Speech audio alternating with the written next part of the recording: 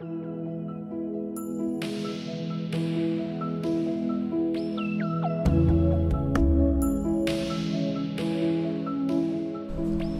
we are talking about how to cultivate Kaizen mind in employees. So, to do so, before that, we have to understand what kind of characteristics employees should have. After that, it becomes to be more simple to find the best solution. So, to make it more simple, just imagine a company, a factory. Just imagine factory workers. After that, of course, this sense we can apply to other employees. Just imagine a factory. There is a production line, and when you employees are working now, and you are in charge of education to them, you have to bring Kaizen mind into these employees. Okay? So, to do so, what kind of characteristics these employees should have in the factory? So, for example,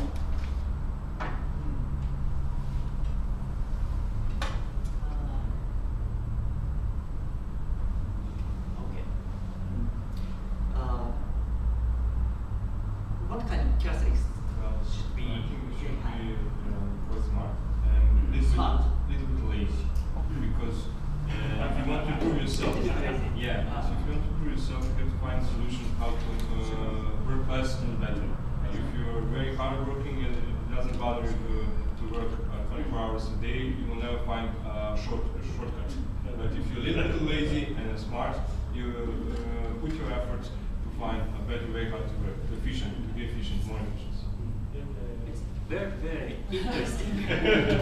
Serbian kind. Serbian kind. Serbian way of actually, it's an example from one of my professors from college. He always pick up not the greatest students for the upper, but the one which have the lower average grade. And when one of his colleagues asked him, why don't you do this? Why don't you do the best one? But because the best one, if you give him something to work, the one which is best, he will do it. He will kill yourself by working it and do it like by the book. But I don't want that. I want to find a better way. I want to find shortcuts and do the one which is a little bit lazy, but also smart. He will find a better way to how to do it. Okay, very good. Should be. Yeah. Okay, please continue this question. Please give me which characteristic you think also. Let's do it again as we did earlier. Think about keywords. Just one word. What would you like, what characteristics you expect from your employee? How would you like them to behave? What would you like, how can... Just okay, one proactive. Just one word. Just one, proactive. I'm sorry? Curiosity. Curious. Dedicated. Dedicated. What else? Entrepreneur. Entrepreneur. Okay. Any others? Open-minded. Open-minded. Responsible. Responsible. How often do we find that in Serbia? In Serbia. We don't find. Okay. 10%. 10%. What else? What is connected with responsibility? What do you need to have in professionalism? They have to be Good what? organization. Good organization. Organized. Organized. I'm sorry? Effective and Innovative. efficient. I'm sorry? Effective Effective and and efficient. Oh. Oh. More? What do I think what do you- different education. what, I'm sorry? Different education. Decent education. Now, what about something that I would call trustworthy? Is that important? How often? I believe that if you would have summed up everything, what is really the most important? That Reliable. reliable, trustworthy. This is something we all know about that.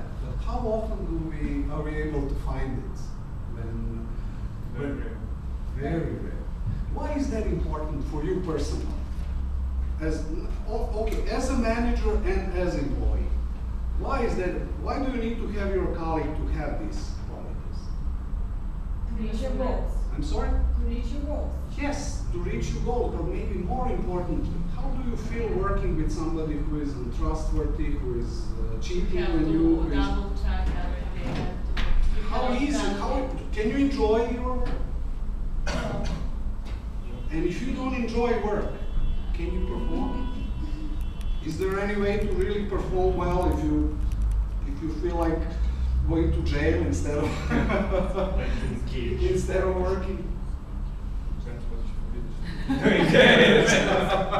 you did. Okay.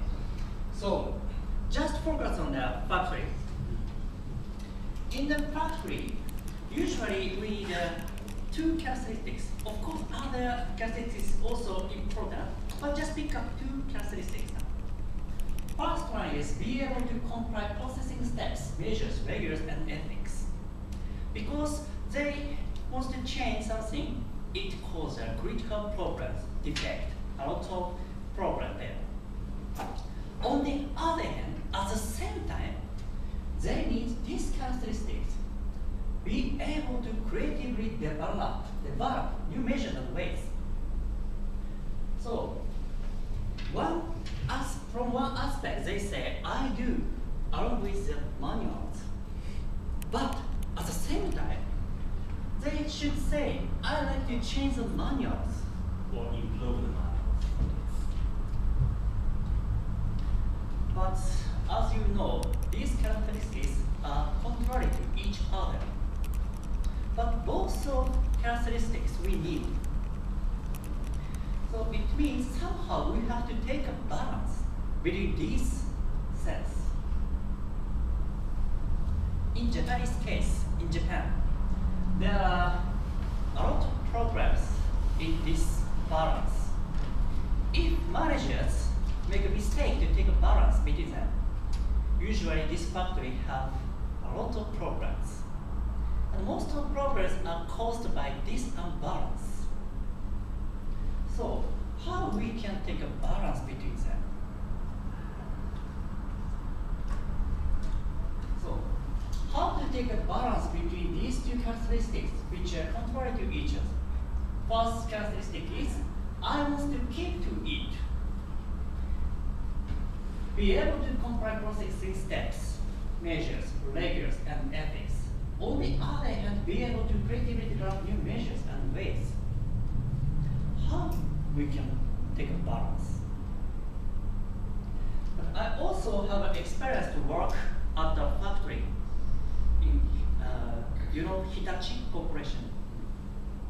And I worked for that company for 3 months as a part-time worker. Every day, I have to put a small liquid onto the microprocessor. I can see by my eyes. I have to use a scope. The size is 40 strong, very, very small. And put the liquid onto this processor, 40,000 per day. And then continuously, I put the liquid 3 months. Second, minutes per minute. And through these activities, gradually, I must do something different. So, boring. So I want to change the process, but it's not allowed to me. But other workers, I guess, all of them have the same feeling. They want to change this process. But if we change this process by our judge, it will cause problems. But on the other hand, to improve this process production, we have to change the process, the way of making a product, so that Hitachi managers have to take a balance of us.